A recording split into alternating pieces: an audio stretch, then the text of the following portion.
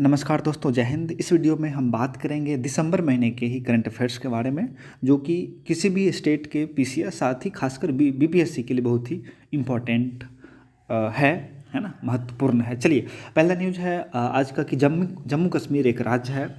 अब अब राज्य तो नहीं रहा, वो केंद्र शासित प्रदेश हो गया जम्मू कश्मीर, आपको पता होगा। तो जम्मू कश्मीर एक केंद्र शासित प्रदेश है जो दो भागों में डिवाइड किया गया है, जम्मू कश्मीर और लद्दाख। ठीक है। तो जम्मू कश्मीर में परिसीमन के तहत 83 विधानसभा निर्वाचन क्षेत्रों की संख्या बढ़कर अब 90 हो जाएंगी। ये परिसीमन आयोग क्या होता है? डेलिमिशन कमीशन।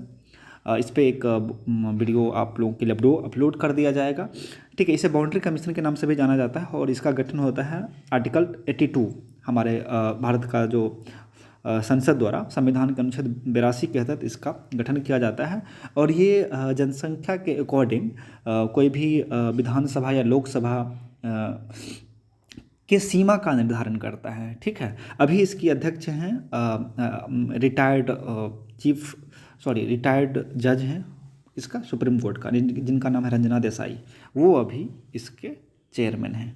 ठीक है। चलिए आगे बढ़ते हैं। अगला न्यूज़ है आपका साहित्य अकादमी पुरस्कार से संबंधित है।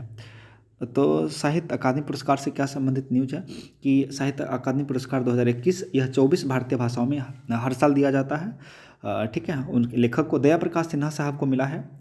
उनका एक नाटक है सम्राट अशोक। एक्चुअली सम्राट अशोक बिहार के थे, मगध के थे, कह सकते हैं मगध के सम्राट थे। तो उनसे संबंधित है, इसलिए ये महत्वपूर्ण हो जाता है बीपीएससी के लिए। साथ ही अंग्रेजी में यह पुरस्कार मिला है नामिता गोखले को। उनका एक उपन्यास या नॉवेल है थिंग्स टू लिव बिहाइंड के लिए उनको मिला है। मैथिली भाषा में भी यह पुरस्कार दिया जाता है, यह याद रखिएगा। ठीक है।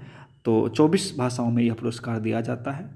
और अगला न्यूज़ है अफस्पा से संबंधित। अफस्पा का नाम आपने सुना होगा, AFASP AFSPA, armed force special क्या है उनका प्रोटेक्शन एक्ट है, ऐसा कुछ है। सशस्त्र बल विशेषाधिकार अधिनियम ये 1998 में लागू किया गया था। ठीक है।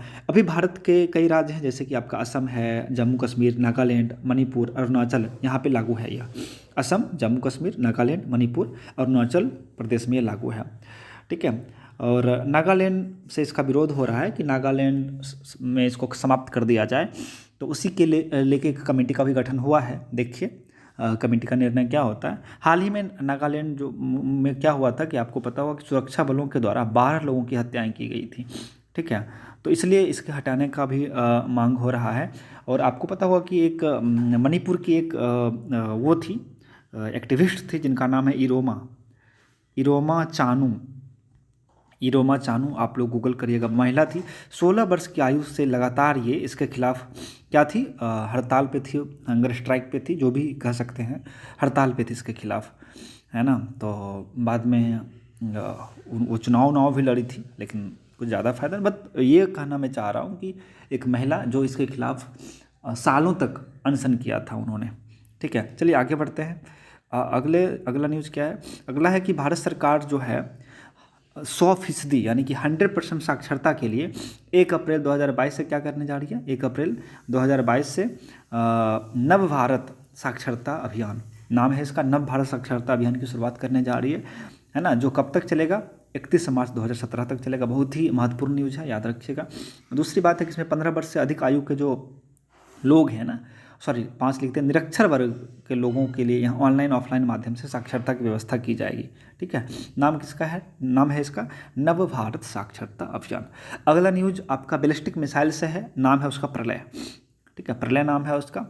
और ये जो है बैलिस्टिक मिसाइल वो 70 से 70 तक मार कर सकता है। 150 से लेकर 500 किलोमीटर तक इसकी मारक क्षमता है।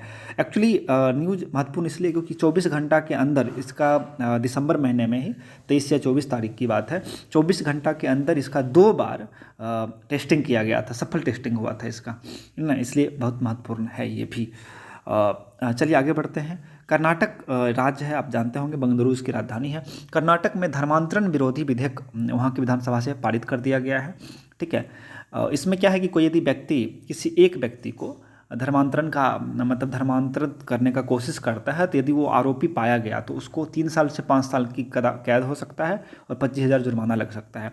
यदि सामूहिक, मान लीजिए कि ग्रुप में 5 आदमी 6 आदमी का यदि कोई धर्मांतरण की कोशिश करता है तो 1 लाख जुर्माना लगेगा और 3 से 10 साल तक कैद होगा।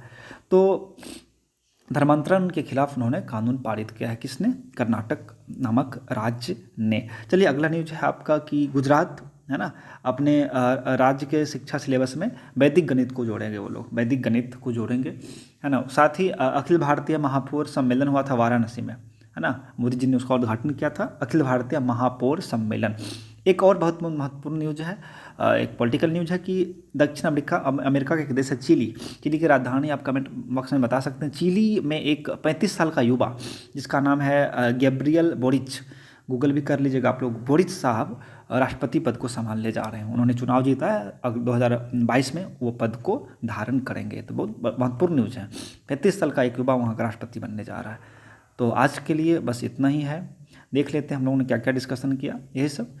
कर्नाटक में धर्मांतरण विरोधी विधेयक, उसके बाद 100% साक्षरता के लिए नव भारत साक्षरता अभियान, अफस्पा इन सब स्टेट्स में लागू है ना। अभी विरोध भी हो रहा है इसका।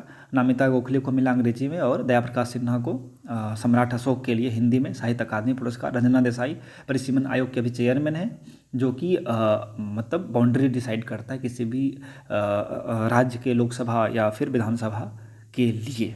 ठीक है, तो आज के लिए हम लोग इतना ही फिर इस वीडियो को समाप्त करते हैं। मिलते हैं अगले वीडियो में। जय हिंद।